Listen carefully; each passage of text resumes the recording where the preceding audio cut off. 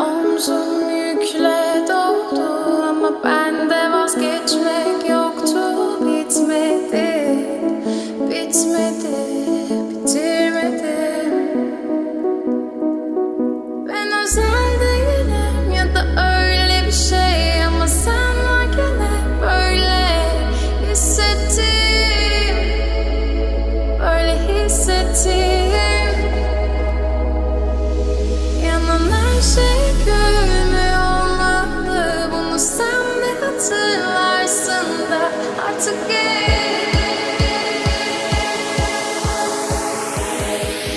böyle hissettim.